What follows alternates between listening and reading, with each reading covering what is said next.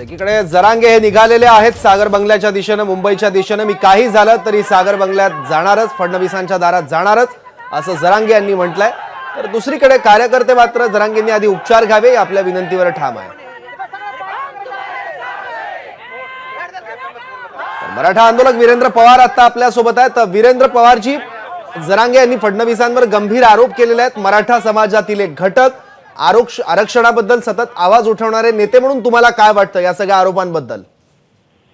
नाही, या संदर्भामध्ये माझी आणि त्यांची आतापर्यंत कुठल्याच प्रकारची चर्चा नाही झालेली। मी पण देखील आता थोड्या वेळापूर्वी ज्या बातम्या आल्यामुळे मला काही फोन होते, परंतु मुंबईची समन्वयक म्हणून की मुंबईमध्ये आपण काम करत असताना जर मनोजदादा मुंबईला येत असतील तर त्या संदर्भामध्ये त्यांची कशा प्रकारे इथे व्यवस्था करण्यात येईल या संदर्भामध्ये तातडीचे काही लोकांना मी आता मुंबईमध्ये बैठक घेण्यासाठी सांगत आहे।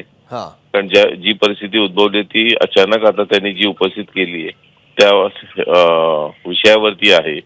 याच्यामध्ये आरोप प्रत्यारोप जे त्यांच्यावरती मागच्या 2 दिवसापासून जे करण्यात आले, कुठेतरी दुखावलेले किंवा कुठेतरी इतकं आंदोलन करून अशा प्रकारचे आरोप करून एका सामाजिक कार्यकर्त्याला कुठेतरी त्रास देण्याचं कामच ते होतं।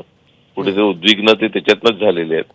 त्यामध्ये या संदर्भामध्ये ज्यावेळी माझी त्यांच्याशी आता थोड्या वेळामध्ये मी चर्चा करेन, कारण अजून ते ज्या ठिकाणी आहेत मी देखील व्हिडिओमध्ये बघितलं, मी जरी फोन केला तरी ते बोलण्याच्या ह्याच्यात नसेल। थोड्या वेळाने त्यांच्याशी बोलून कशा प्रकारे मलाही ते व्यवस्था करायची आहे ती मी त्यांना विचारून त्या पद्धतीने मी माध्यमांना पुढची त्यांची जी इकडचं मुंबईतलं कसं काय असेल वास्तव्य त्याबद्दल जास्त सांगू शकतो। पण वीरेंद्र पवारजी, आपण बघितलं जरांगे यांनी जे आरोप केले ते अत्यंत गंभीर आरोप आहेत, पण त्या संदर्भातले काही पुरावे त्यांनी अजून सादर केले नाहीत। आणि दुसरी गोष्ट, देवेंद्र फडणवीस यांच्या जातीचा उल्लेख त्यांनी केलाय, त्यामुळे महाराष्ट्राची परंपरा आणि सौहार्द बिघडेल असं नाही वाटत का?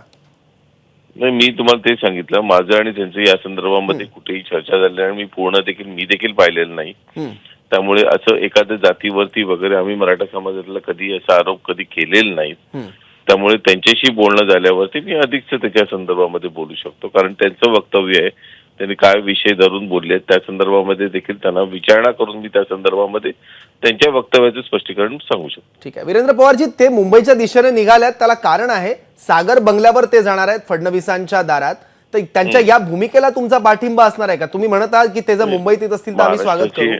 महाराष्ट्राचे उपमुख्यमंत्री आहेत देवेंद्रजी फडणवीस साहेब, त्यांच्याकडे जर ते जात असतील भेटायला तर त्यांना कोणी रोखू शकत नाही, कारण आपल्या महाराष्ट्राचे उपमुख्यमंत्री आहेत। शासकीय त्यांचं ते राहण्याचं ठिकाण आहे, कुठलं का प्रायव्हेट त्याच्या कुठल्या घरावरती चाल करून चाललेलं नाहीत। तर ते जर येणार असतील तर उपमुख्यमंत्री म्हणून देवेंद्रजींनी त्यांच्या समोर बसून चर्चा करावी आणि जो मार्ग जर त्याच्यातनं निघत असेल तर तो काढावा। बरोबर। वीरेंद्र पवारजी, तुम्ही अनेक वर्षांपासून मराठा समाजासाठी काम करत आहात। फडणवीसांना मराठ्यांचा दरारा संपवायचा आहे असा आरोप जरांगेंनी केला, तर हा आरोप तुम्हाला पटतो का? किंवा फडणवीसांबद्दल तसा काय अनुभव तुम्हाला आलाय का व्यक्तिशः? नाही, आता हे सर्व जे राजकीय जे वक्तव्य असतात त्याच्यापासून आम्ही नेहमीच दूर राहत असतो, कारण ह्याच्यातनं जवळीक साधली जात नाही, ह्याच्यामधनं आपण म्हणतो ना की एक वितुष्टता निर्माण होते। त्यामुळे अशा कधी कुठल्याही प्रश्नांमध्ये मी कधी जात नाही, कारण शेवटी कसं आहे की सर्व महाराष्ट्रातलेच लोक आहेत, आपल्याला बसून या मार्गाच्यातनं जो तोडगा निघाला पाहिजे तो तोडगा निघावा या संदर्भामध्ये आम्ही जास्तीत जास्त काम करतो।